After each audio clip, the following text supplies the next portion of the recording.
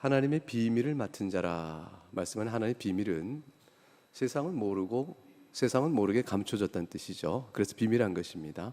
하나님의 지혜가 십자가 안에서 나타났는데 그것이 세상에는 감춰져 있다. 이게 하나님의 비밀입니다. 우리에게는 나타난 바가 되어 있죠. 비밀을 맡았다. 하나님이 맡은 자인 우리는 그 십자가의 세상에 감춰진 비밀을 아는 자들입니다. 이제 그런 우리들에게 요구되는 것이 무엇이냐? 그것이 4장 2절의 유명한 말씀. 맡은 자들에게 구할 것은 무엇이죠? 충성입니다. 이 충성이 뭐를 의미하는 것일까? 우리는 어떻게 해야 되는 것일까? 이것이 하나님께서 우리에게 요구하시는 바요. 이러한 요구를 받고 있다. 이 부름 앞에 서 있다 할 때 우리는 어떻게 해야 이 부름에 대한 책임을 다하며 충성되다 할 수 있을까? 가장 이제 일반적으로 우리가 첫 번째 떠오르는 생각은 지사충성이죠. 우리 학교 학생들이라면 누구나 다 알듯이 죽기까지 충성하라. 그렇습니다. 이 말씀이 이제 고린도서 9장 24절에 가게 되면 그 말씀의 뜻이 무엇인지를 분별할 만한 하나의 실마리가 나옵니다. 고린도전서 9장을 가보면 24절에 이렇게 기록되어 있어요. 24절부터 25절 그 두 절의 말씀을 읽어보겠습니다. 운동장에서 다름질하는 자들이 다 달릴지라도 오직 상을 받는 사람은 한 사람인 줄 너희가 알지 못하느냐? 너희도 상을 받도록 이와 같이 다름질하라. 이기기를 다투는 자마다 모든 일에 절제하나니 그들은 썩을 승리자의 관을 얻고자 하되 우리는 썩지 않을 것을 얻고자 하노라.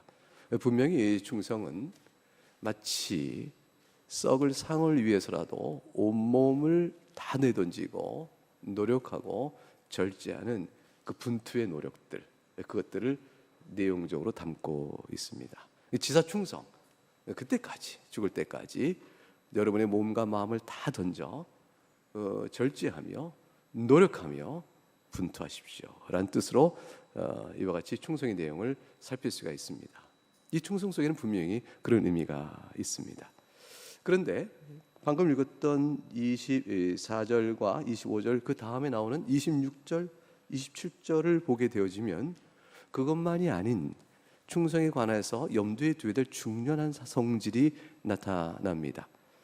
26절을 보면 그러므로 나는 다름질하기를 향방 없는 것 같이 아니하고 싸우기를 허공을 치는 것 같이 아니하며 내가 내 몸을 쳐 복종하게 하면 내가 남에게 전파한 후에 자신이 도리어 버림을 당할까 두려워함이라. 27절에 내가 내 몸을 쳐 복종한다 하는 것은 분명히 자기 몸을 다 던지는 열심입니다. 노력입니다. 그런데 그 내 몸을 쳐 복종함 속엔 또 다른 측면이 있는 것이에요. 그 또 다른 측면은 뭐냐면 그 열심을 내는 방향성이에요. 내가 왜 이 일을 이렇게 열심히 하는가 하는 방향성이죠. 내 몸을 쳐 복종하는 것은 한편은 게으른 나를 쳐서 더욱더 열심하게 하는 측면이 있는 반면에 동시에 내 마음속에서 나를 다른 방향으로 이끌어가는 것에 대한 거부입니다. 그것은 이제 26절에 가니까 향방 없는 것 같이 하지 않는다 되겠어요. 방향성이 뚜렷해야 되는 것이죠. 방향성이 어긋나면 헛된 싸움을 하는 것이니까 싸우되 허공을 치는 것좀 되어지는 것이죠. 무찔러 싸워야 될 대적을 온전히 삼지 못하고 허공을 치는 것이 되어져요. 그래서 그렇게 되어지면 고난의 싸움을 다 한 이후에도 결국은 마지막 날에는 모른다 하는 사람이 되어지는 것이죠. 그래서 도리어 버림을 받을까 두려워합니다. 결국 이제 충성이라는 말 속에는 목표를 향하여 자기를 내어던지는 절제와 분투의 노력을 포함하면서 동시에 어디를 향하여 가고 있는 것인가, 이런 측면이 있는 것입니다. 이런 측면, 이 방향성을 우리가 가장 잘 아는 단어로 신실함이라고 말합니다. 누구에 대한 신실함일까요? 주님을 향한 신실함이요, 주의 뜻에 일치하는 신실함입니다. 이게 주님께서 기뻐하는 일이야. 주님이 이런 의도로 이걸 주셨어 라는 것이에요. 우리가 맡은 모든 사역은 주님께서 어떤 의도로 주셨는가, 무엇을 기뻐하시면 이 사역을 맡겼는가에 대한 주님의 마음에 대한 생각을 항상 잊지 않아야 합니다. 그러면 열심을 다하되 방향성이 뚜렷해지는 것입니다. 주님을 기쁘시게 하는 의도성을 확인하는 마음의 자세로 맡겨진 책무를 다하기에 온몸을 다 태워 힘쓰라, 이렇게 모아질 수 있는 것이죠. 종합해 정리하면 특별히 이제 오늘 읽었던 본문의 고린도서 4장 1, 2절의 말씀은 이렇게 근접 문맥을 보게 되면 그럼 어떻게 하면 맡은 자에게 구할 것은 충성이란 말을 이해할 수 있는가? 이게 바울사가 이 말을 왜 했을까? 갑자기 이 말을 한 것이 아닐 거고 어떤 일과 관련하여 교훈을 주면서 고린도 교인들이요, 하나님의 비밀을 맡은 자에게 구할 것은 충성이요, 어찌 그리 생각하오? 라고 말하는 교훈적 측면이 있다는 것이죠. 고린도 교인들이 어찌 그리 생각하는가? 맡은 자에게 구할 것은 충성이, 이거를 어찌 그렇게 생각하는가? 그 충성의 내용을 어떤 의미로 말했을까? 그 맥락을 한번 보면요, 고린도서 3장을 가게 되면 3장 4절과 5절에 이렇게 기록되어 있죠. 어떤 이는 말하되 나는 바울에게라 하고 다른 이는 나는 아볼로에게라 하고 너희가 육의 사람이 아니리요. 고린도 교인들의 영적 상태를 진단합니다. 육의 사람이라. 아볼로는 무엇이고 바울은 무엇이냐? 그들은 주께서 각각 주신 대로 너희로 하여금 믿게 하는 사역자들에 불과하다. 근데 어찌하여 너희 가운데 분쟁이 있느냐, 이런 얘기죠. 고린도서 3장 1절부터 3절에 가게 되니까 육신을 따라 행한 것에 불과하다. 저들의 영적 형편이 그렇게 얘기합니다. 내가 신령한 자를 대한 같이 너에게 말할 수 없어서 육신에 속한 자 곧 그리스도 안에서 어린아이를 대한 같이 하노라.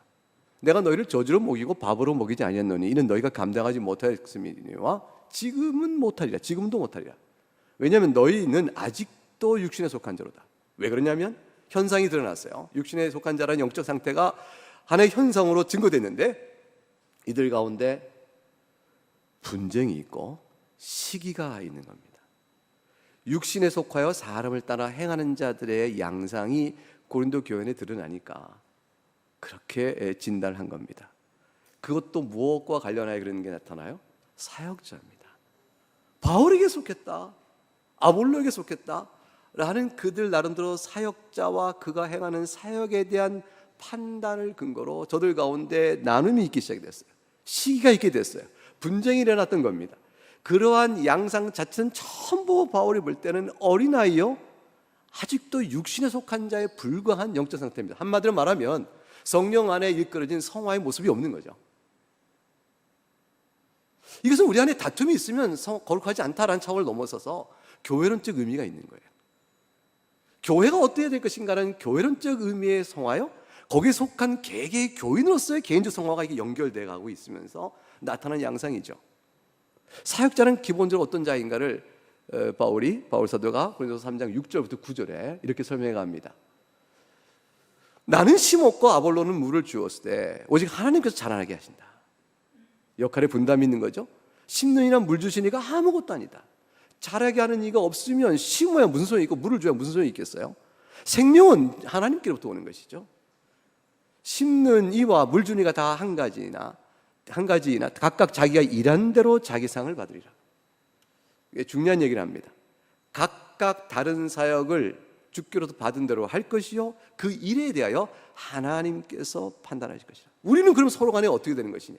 하나님의 일을 한다는 측면에서 하나님의 동역자요, 동시에 또 두 가지 의미가 다 있죠. 우리끼리는 서로 합하여 주께서 행하신 일을 행하는 동역자인 것이다.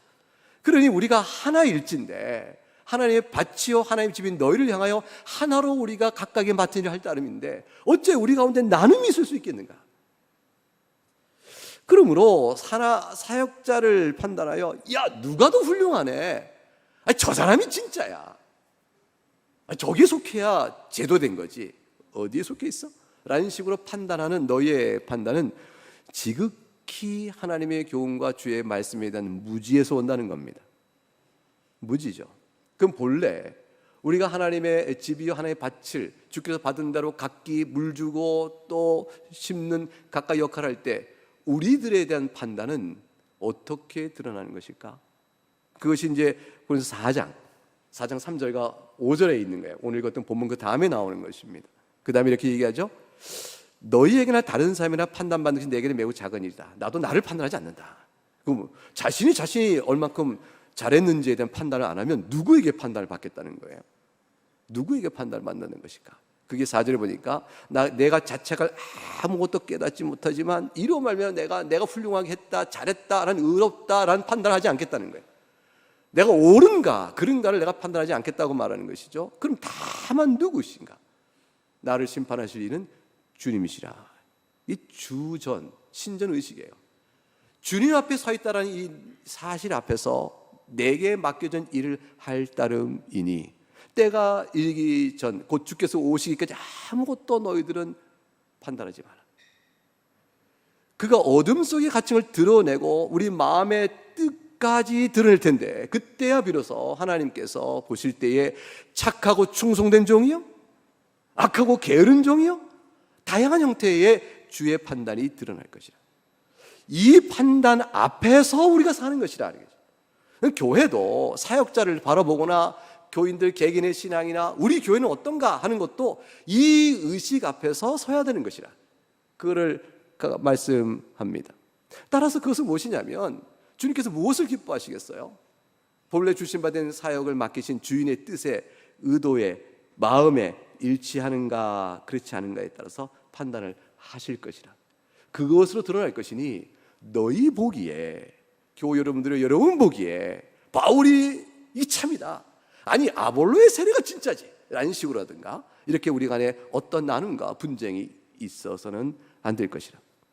그럼에도 어찌하여 너희가 왜 사역자를 구별하며 분쟁을 하는가? 그러니 아까 읽었던 고린도서 3장 1절 3절이 다시 기억나는 거죠. 너희는 그리스도 안에서 어린아이요, 육신에 속한 자요, 육신에 속하여 사람을 따라 행하는 자이니라.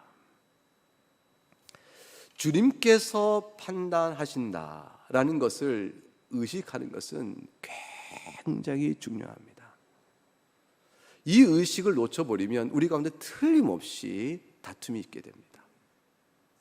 그리고 누가 더 훌륭한 일을 했는가, 누가 더 큰 일을 했는가, 너는 그 일은 작은 일이다 라는 것에 대한 대소간의 차별과 우월성과 나눔과 교만함이 있게 되어집니다.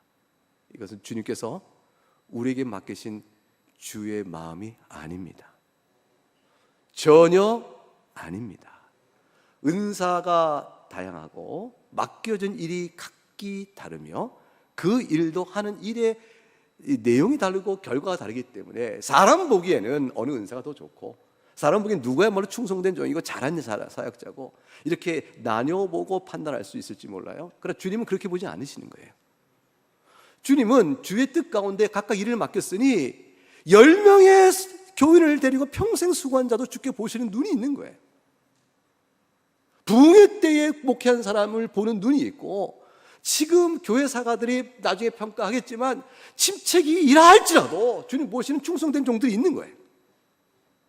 우리 가운데 비교, 또 누가 더 우월하고 더 나은가, 이런 모든 것들에 대한 사람의 판단이 교회를 위협하거나 우리들의 사역의 영적인 기세와 또 진실함과 행하는 노력에 찬물을 끼얹거나 회방을 하거나 장애가 돼서는 안 되는 겁니다. 우리 가운데 일찍 부름받은 자도 있고 늦게 부름받은 자도 있는 것입니다. 다 다른 거예요. 그래서 바울은 이렇게 얘기하죠. 고린도서 4장 6절에 형제들아, 내가 너희를 위하여 이 일에 나와 아볼로를 들어서 본을 보였으니 이는 너희로 하여금 기록된 말씀 밖으로 넘어가지 말라 한 것을 우리에게서 배워. 정작 우리는 참 다행스러운 일이죠. 바울과 아볼로는 정작 그렇게 하지 않았어요. 이게 얼마나 감사한 일인지 몰라요. 우리는 서로 아볼로 당신은 아니요 이렇게 얘기하지 않았다 그 말이죠. 바울, 당신이 예수님 생전에 12사도도 아니잖아, 이런 식의 얘기를 안 했다는 것이죠. 우리가 서로 하나가 되었으니. 근데 어찌하여 너희는 우리를 나누느냐는 것이죠. 그것은 이유를 딱 영적으로 얘기합니다. 너희가 서로 대적하여 교만한 마음을 가졌기 때문이라는 것이죠. 그게 욕심에 속한 자입니다. 이게 사실은 우리의 기본값이에요. 우리는 그렇습니다. 우리는 비교하고 우월성에서 자기 만족을 누리는 사람들이에요. 비교하여 열등하다 싶을 땐 낙심하는 사람이에요. 그게 우리의 기본값으로 되어 있어요. 이것은 다 육신에 속한 모습이기 때문에 우리 가운데 그런 게 나타나면 주 안에서 말씀과 성령의 능력으로 주 앞에 내놓을 문제구나 생각하고 극복해 나가야 될 문제들입니다. 그걸로 끌려다니고 그것을 지배당하고 흔들려서는 안 돼요. 사랑하는 교우 여러분, 그러니까 결국 지금까지 흘러나온 내용을 보게 되니까 주 앞에 충성되다는 내용이 뭘까? 두 가지 요약된 것이죠. 하나는 열심을 다하여 자기 몸을 내던져 절제하고 노력하는 것이요.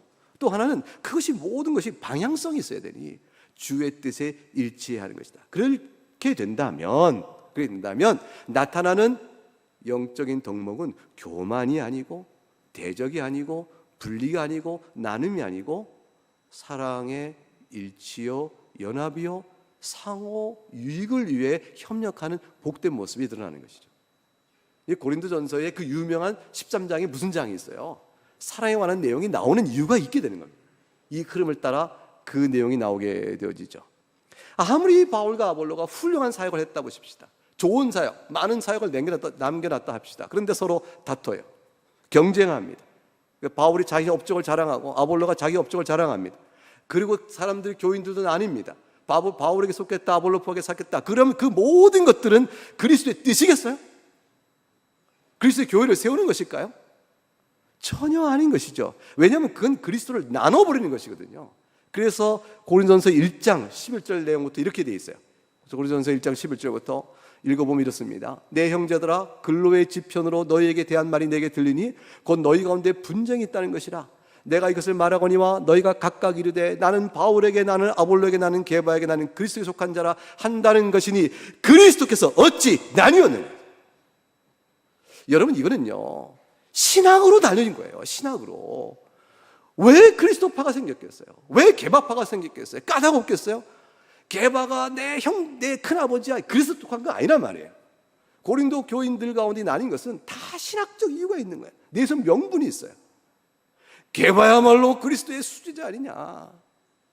게바의 그 신앙 고백 때문에 우리가 서 있는 거다. 게바야말로 진짜지. 바울은 아류야. 이렇게 나름대로 평가의 작업과 거기에 신학적 명분을 다 내었었을 거라고요.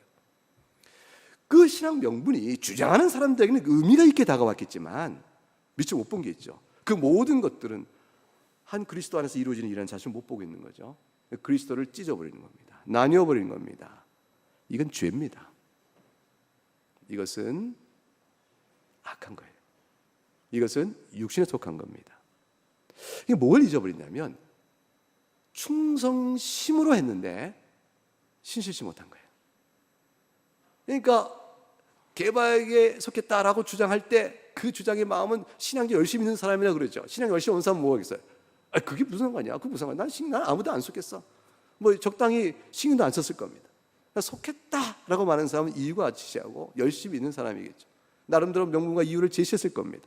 그러니까 그들은 그 열심히 있지만 방향성을 잃어버린 거죠.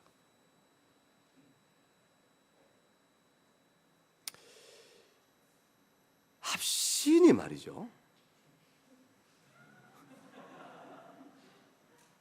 총신은 틀렸어. 고신? 장신?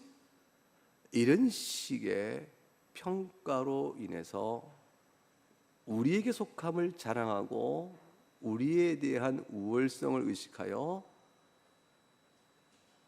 한국교회를 주께 사랑하여 이끄시는 주의 선한 일들이 그 가운데 있는 것까지 다 버려버리는 일이 생길 수 있다면 우리는 그리스도의 몸을 나누는 죄를 짓는 거예요. 보편교회에 대한 인식이 얼마나 중요한 걸 여러분 잘 보아야 합니다. 개혁주의 교회를 해야 되는데 복음주의 교회, 저기 구원이 있겠나? 라는 생각하나 진정한 복음에는 우리 가운데 배워지는 것이고 저쪽에는 없다. 이곳에서 주일날 예배를 드리는 교회가 있어요. 여기서 그 교회 목사가 그러는 거예요. 이 교회 오신 걸 환영합니다. 드디어 참복음을 만났고 복음의 진리를 제대로 만났으니 여러분 이제야 구원의 길에 들어왔습니다. 이렇게 말한다면 그 어떻게 되겠어요? 죄를 짓는 거죠. 절대로 그렇지 않아요. 절대로 그렇지 않습니다. 그리스도의 한 몸에 연합된 지체이므로 굉장히 소중히 여겨야 돼요. 굉장히 아껴야 합니다. 여러분 잘 생각해 보세요. 바울이 아볼로일 수 있을까요? 안 됩니다. 게바가 바울일 수 없습니다. 그러나 바울이 아볼로일 수 없고 아볼로가 게바일 수 없고 게바가 또 바울일 수 없지만 그렇다고 해 각각에 속했다는 이유로 들어 분쟁을 한다면 죄예요. 합신은 절대 총신일 수 없어요. 합신은 왜 고신이어야 돼요? 하나님께서 우리에게 주신 바 된 부름이 있고 우리 안에 주께 내려주시는 은혜가 있고 소중한 유산이 있고 우리가 그 앞에 성실히 살아가는 아름다운 것들이 참 많아요. 이것들을 지켜가며 아끼며 주 앞에서 맡겨진 책무를 다하기에 온전히 힘을 쓰고 주의 마음에 합당하게 하는 것은 너무 좋은 일인데, 이거를 드러내고 자랑하면서 이거 없지 저건 없지 너희는 이렇게 하는 식으로만 분리나 판단이나 더 나아가서 위태롭다는 정죄의식까지 나는 교만한 마음이 이 안에 붙들고 있다면 이건 아무것도 아니에요. 아무것도 아니에요. 복음을 벗어나 버리게 되는 거죠. 우리의 소중성을 지키다는 것, 개혁신앙을 지켜간다는 것이 무엇인가를 생각해 보세요. 우리가 왜 개혁신앙을 사랑하죠? 그것은 다른 이들이 틀렸다는 걸 말하기 위해 개혁신앙을 사랑하는 것이 아니에요. 이 개혁신을 통하여 주님을 사랑하는 길을 봤기 때문에 그런 거예요. 너무 소중해요. 너무 아름다워요. 너무 가치가 있어요. 더 많이 배우고 더 많이 부족해서 그걸 배워서 채우고 실현하고 싶고 그걸 실천적으로 드러내고 싶어요. 그러나 그렇다고 해서 이것과 다른 모든 것들을 아니다라고 말하는 오만함이 우리 안에 작용한다면 차라리 버리는 게 훨씬 낫습니다. 바울이 아닌 게 낫죠. 바울이 나 바울인데 이렇게 버린 거는 그런 바울을 닮겠어요? 바울 아닌 걸 닮겠어요? 빨리 선택해봐요. 나 아볼로야. 이 아볼로를 닮겠어요? 아니에요. 이런 아볼로 아니기를 원하겠어요. 나 개바인데 이 개바를 따라가겠어요? 아니면 개바 아니기를 원해요? 여러분, 아닌 걸 원하는 게 낫죠. 왜냐하면 그리스도 몸을 찢는 자에 속하겠어요? 그리스도 몸을 나눈 자에 속하겠어요? 아닌 게 낫죠. 아닌 게 낫죠. 그러다 보면 소중한 개혁신학의 가치와 아름다움을 다 잃어버려요. 다 잃어버려요. 고린도전서는 사실 고린도 교회의 여러 현상 때문에 이런 교훈과 원리를 아주 가득 차게 교훈합니다. 바울 자신은 그저 열심히 복음을 전하고 열심히 모든 걸 한다는 것을 충성으로 두지 않았어요. 방향이 무엇인가를 늘 생각했습니다. 그래서 그는 주의 마음이 어디 있는가 생각해서 때로는 자기를 쳐서 복종시킨다고 그랬죠. 아마도 이것은 이런 적용까지 가능할 것입니다. 자기를 바꿔버려요. 자기가 굉장히 모든 사람 앞에 자유로운 존재지만 고린도전서 9장 19절 맥락이 이렇게 되어 있죠. 스스로 모든 사람이 종이 되어버려요. 율법이 없는 자가 아니지만, 그리고 그리스도 율법 아래 있는 자지만 율법 없는 자처럼 되고자 합니다. 유대인이 아닌데 유대인을 얻고자 하면 유대인처럼 되겠다고 얘기해요. 율법 아래 있지 않지만 율법 아래 있는 자를 구하기 위해서는 율법 아래 있겠다고 얘기해요. 도대체 이런 마음이 이런 발상이 어떻게 올까요? 이거는 그 주께서 저들에 대한 마음이 어떤가를 알 때 비로소 와요. 신실해야만 옵니다. 만약 그것이 없으면요, 절대로 그리스도 안에 율법에 있지만 내가 모세 율법 아래 있는 자가 아니 너희들은 틀렸다는 말밖에 못해요. 절대로 판단과 분리의 말밖에 못하지 그들을 얻기 위하여 그들과 같이 돼가는 일을 절대로 못합니다. 강한 자라면 약한 자에게 어찌 약하냐? 라는 말을 할 수 있지 약한 자처럼 못 되는 것입니다. 근데 그리스도를 생각할 때는, 주의 마음을 생각할 때라야 약한 자 앞에서 약한 자처럼 되는 거예요. 지식 없는 자 앞에서는 지식 없는 자처럼 대하는 거예요. 여러분, 성경의 지식과 신학의 지식이 없는 사람 앞에 신학을 자랑하지 말란 말이에요. 모르지 이래가면서 왜 이렇게 잘난 체를 해요? 그 사람 마음에 상처가 되게. 꼴도 보기 싫은 거예요. 개혁신학 합신 3년 다니더니 배려버렸다는 거죠. 만나기만 하면 자랑이야. 바빙크는 말이야, 너 틀렸어. 칼빈은 말이지. 이 조직신학 교수님들 얘기 따르면 괜히 우리 이름까지 막 들먹거리면서. 그러면 사람들 앞에서 신학을 자랑해요. 지식을 자랑하는 거죠. 그리고 그 앞에 주님 앞에서 내가 당신만큼 모르지만 그저 예수 믿고 죄사함 받고 그저 하나님께 기도하고 살아가는 아주 소박한 사람들이 있단 말이에요. 그 사람들 신앙이 잘못됐다 어쨌다 재단해가면서 죽이는 거지. 그것이 무슨 유익이 되어져요? 그분들 앞에서 아무것도 모르는 거죠. 당신 나보다 훌륭합니다.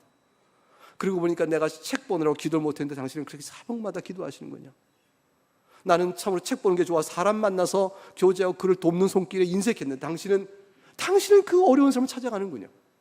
그들의 신앙의 양태 속에 드러난 아름다움을 듣고 그들의 앞에 나가야 되는 것이고, 또 그걸 필요로 하는 사람에게는 그렇게 나가야 되는 거죠.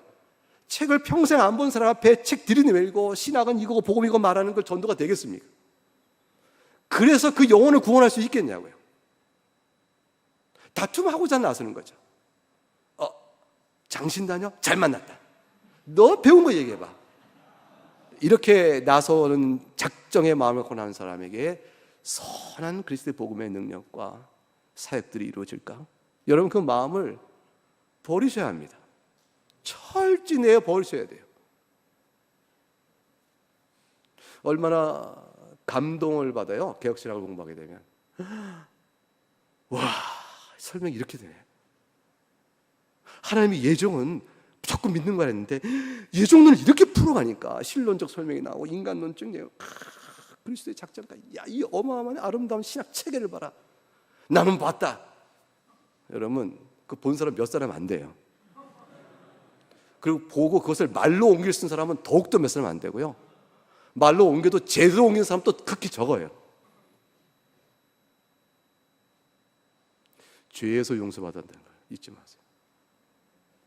하나님께서 우리의 무수히 많은 지식의 오류와 정서적인 부패와 선택에 대한 결함들을 다 하나님 참고 우리를 이끌어주고 계세요. 그러면서 우리에게 복음을 전하라고 하는 것이죠. 그러니까 바울이 뭐라고 말합니까? 시작에 나온 우상 제물 묻지 말고 먹으라는 것이죠. 왜냐하면 그것은 다 땅과 거기 충만한 것 다 주의 것이니까 먹으면 되는데, 하지만 만일 우상 제물인 것을 알게 되면, 그걸 말해주는 애가 있으면 그 사람과 다른 사람이 양심을 위하여 먹지 않는 겁니다. 먹으면 안 돼서가 아니라 다른 사람이 양심을 위하여 안 먹는 겁니다. 마치 그걸 보고 시험에 들 만한 사람의 수준인 것처럼, 나도 당신만큼 그거 먹으면 시험에 들어요 라는 것처럼 연약한 자의 편에 들어서 그거를 안 먹는 겁니다. 이게 신학에 따라 움직여지는 더 높은 뜻이 있는 거죠. 그리스도의 마음이에요. 신학으로 다 담지 못하는, 사실은 신학이 개혁신학이 그걸 포함하고 있는데 우리는 신학 따로 주의 마음 따로 돌아가는 사람들이라 그렇게 말해야 되는 것이죠. 우리가 아는 바를 넘어선 그리스도의 심장을 바라보면서 아는 바를 다시 해석하여 무엇을 행할까를 생각해야 하는 것이죠. 그게 신실함이에요. 그게 복음을 맡은 자가 가져야 될 가장 중요한 성질입니다. 교회 원리죠. 유익을 위하여, 서로의 유익을 위하여 각각 부르심대로 맡은 일에 열심을 다하는 것. 서로의 유익을 위하니 어떤 다툼이나 분쟁을 이렇게 멀리하는 것. 복음의 원리, 그에 따라 행하는 것이요. 그것을 가리켜서 성화다. 그게 성화예요. 그게 성화다 하는 것입니다. 사도 바울이 이제 빌립보서 2장 1절에서 5절에서 이것을 교훈하기 이렇게 얘기했죠. 그러므로 그리스도 안에 무슨 권면이나 사랑의 무슨 위로나 성령의 무슨 교제나 긍휼이나 자비가 있거든 마음을 같이 하라 그랬어요. 같은 사랑을 가지라 그랬어요. 뜻을 합하여 한 마음을 품어라 그랬어요. 이게 적극적인 측면이에요. 그 부정적 측면은 뭘까요? 아무 일이든지 어떤 일이든지 다투지 말라 그랬어요. 어떤 일이든지 자기를 높이는 허용을 하지 말라 그랬습니다. 그럼 어떻게 해요? 겸손해라 그랬어요. 오직 겸손한 마음이라 했어요. 겸손한 마음 앞에 오직 겸손한 마음이라 했어요. 그리고 그것은 뭐냐면 다른 사람이 나보다 훌륭하시다 라는 생각을 마음에 갖는 거예요. 그리고 자기는 자기의 맡은 일이 어떻게 하면 좋을까? 자기 일만 잘 돌보라고 그러셨어요. 그리고 더 나아가서 다른 사람 일도 도울 수 있으면 돌보라고 그러셨습니다. 이것이 바울의 마음을 기쁘게 하는 것이라 했어요. 근데 그 까닭은 자기 개인이 아니라 그리스도의 마음이기 때문이라 그랬습니다. 분쟁은 어쩔 수 없이 인간이 한계가 있으니까 생기는 거고, 그러니까 나는 어느 편 들어야 된다 이렇게 생각하면 안 됩니다. 바울은 자신이 옥에 갇혔을 때 자기 매임이 에도 불구하고 하나님의 말씀을 시기와 분적으로 전한 자들이 있었다. 빌립보서에서 그렇게 얘기하죠. 어떤 이는 착한 뜻으로 그리스도를 전했어요. 근데 바울은 그걸 어떻게 받아들입니까? 어쨌건 그리스도가 전해지 그로 인해 기뻐한다로 받아들입니다. 여기는 경쟁 의식이 없는 거죠. 오직 주인 한 분만 보이는 거예요. 주인 한 분을 보이는 거죠. 여러분, 예수님께서 이제 착하고 충성된 종에 대한 비유를 이제 달란트 비유로 드신 게 나오죠. 그 보면 이제 5달란트, 2달란트, 1달란트가 있는데 참 흥미로워요. 5달란트, 2달란트 받은 사람은 자신이 받은 바대로 주 앞에서 열심히 해서 그대로 내놓습니다. 5달란트 주셨는데 제가 또 5달란트를 남겼습니다. 이게 주인이 뭐라고 하냐면 착하고 충성된 종아, 네가 적은 일 충성했다, 이렇게 말씀하죠. 착하다는 건 뭘 말할까? 충성된 건 뭘 말할까? 2달란트도 똑같은 칭찬을 받아요. 착하고 충성됐다. 이게 같이 붙어 있는데 이게 뭘 말할까? 근데 이것을 생각해 볼 때 1달란트 받은 사람을 보면 조금 그 해석의 실마리가 잘 보여요. 이게 뭐냐면 1달란트 받은 사람은 여러분 잘 알죠? 그 달란트를 어떻게 했습니까? 땅에 그냥 묻어뒀습니다. 묻어놓은 것은 주인이 결산할 때 이 자가 주 앞에 그걸 꺼내서 다시 갖고 가면서 보니까 5에 5이네, 2에 2네, 나는 1이 아니잖아요. 그 마음에 무엇인가 변명거리를 찾아야 되죠. 변명거리를 찾아낸 게 뭐예요? 주인은 당신은 심지 않은 데서 다 거두고 해치지 않는, 뿌리지 않는 데서 다 모으는 분인 줄 내가 알아서 혹시나 잃어버릴까 봐 여기 신경을 갖고 왔습니다. 이렇게 말하잖아요. 이게 변명이죠. 이 말의 속뜻은 뭐예요?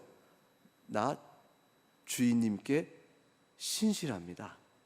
주인 앞에서 종으로서의 책임을 제가 망각하고 주인님의 뜻에 거슬려 내가 막 그렇게 한 게 아니고요. 주님의 마음을 잘 헤아려서 나름으로 판단한 거라고요. 제 진정성 알아주세요라고 변명한 거죠. 이게 악한 거예요. 금방 드러나잖아요. 애도 알만하잖아요. 은행에 주어 이자라도 받을 수 있지 않냐? 그 생각 왜 못했냐? 왜 생각이 거기까지 안 갔을까요? 악해서 그렇죠. 주님께 마음이 없는 거죠. 주인에게 마음이 없으니까 다른 사람, 어린아이, 초신자도 할 만한 선택이 안 나오는 거예요. 목사님 도대체 왜 저러시지? 사역자 왜 저렇지?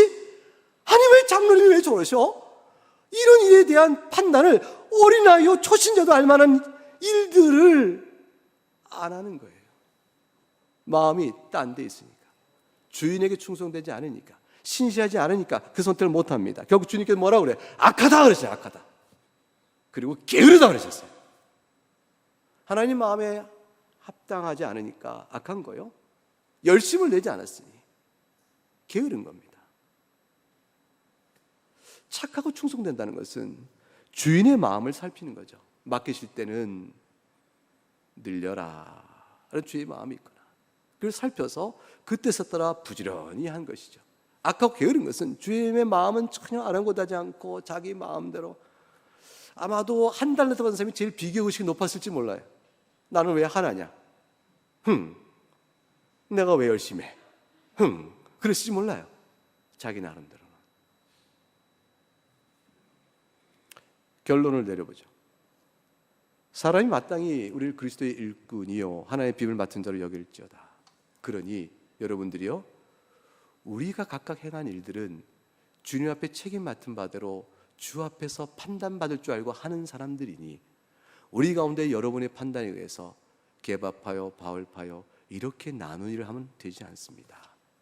주님께서 우리에게 일을 맡기시고 구하시는 것은 오직 충성이니 열심히 할 따름이요 동시에 주의 마음에 일치되어하는 것이니 복음의 원리에 따라 몸된 한 몸인 그리스도에 연합된 지체의식으로 우리가 하나를 세워가는 것, 그 외에 다른 일이 없습니다. 여러분이요 사역자를 어떤 눈으로 바라봅니까? 그것입니다.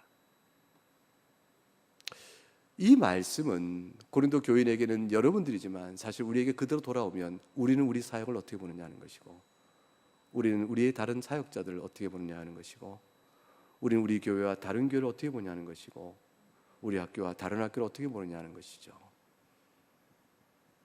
그리스도의 몸이란 사실을 잊지 말아야 합니다. 그리고 그 가운데 부름에 따라 신실하게 할 따름이에요.